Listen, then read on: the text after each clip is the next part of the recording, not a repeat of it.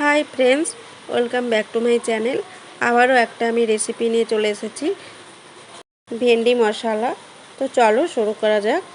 এখানে আমি ঢ্যাঁড়স আগে থেকে ধুয়ে কেটে রেখেছি। এরপর আমি কড়াইয়ের মধ্যে সাদা তেল দিয়ে দিলাম। তেল গরম হয়ে গেছে, এবার আমি ঢ্যাঁড়স দিয়ে ঢ্যাঁড়সটাকে ভালোভাবে ভাজা করে নেব। এরপর দিয়ে দেব নুন আর দিয়ে দেব হলুদ গুঁড়ো।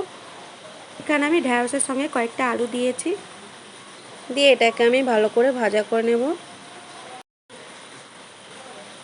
আর ভাজা হয়ে গেছে, এরপর ওই কড়াইয়ের মধ্যে আমি আবারও সাদা তেল দিয়ে দিলাম।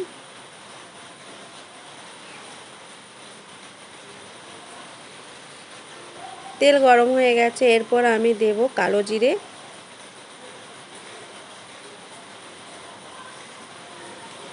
আর দিয়ে দেব পেঁয়াজ কুচি। পেঁয়াজটাকে একটু লাল লাল করে আমি ভাজা করে নেব।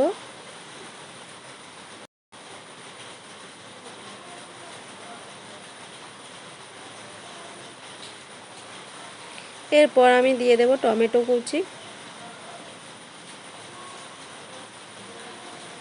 টমেটো কুচিকেও আমি ভালোভাবে ভাজা করে নেব।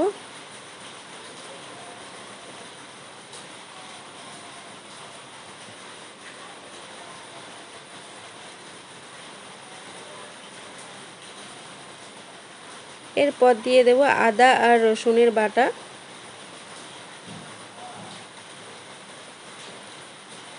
আদা রসুনের বাটা আমি 2 চামচের মতো দিয়েছি। দিয়ে মশলাটা ভালো করে আমি ভাজা করে নেব।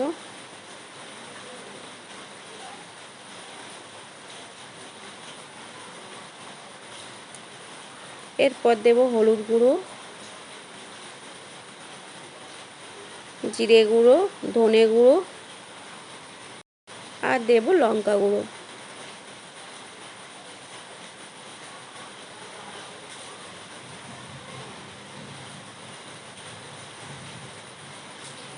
আর একটু দিয়ে দিলাম আমি কাশ্মীরি লঙ্কা গুঁড়ো। এরপর আমি দিয়ে দেব জল। জল দেওয়ার পরে মশলাটা ভালো করে আমি কষিয়ে নেব।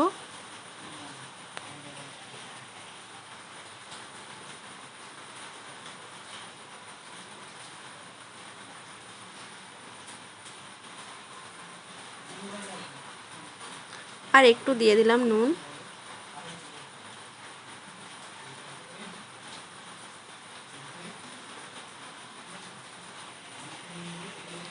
আর একটু দিয়ে দিলাম চিনি।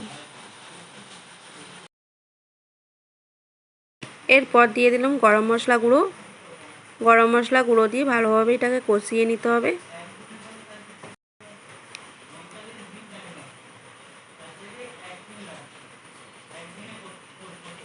কষানো হয়ে গেছে, এরপর আমি দিয়ে দেব জল।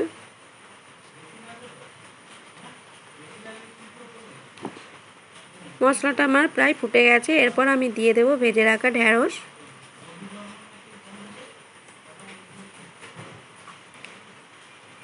আমার রান্নাটা কমপ্লিট হয়ে গেছে, এরপর আমি এটাকে নামিয়ে নেব।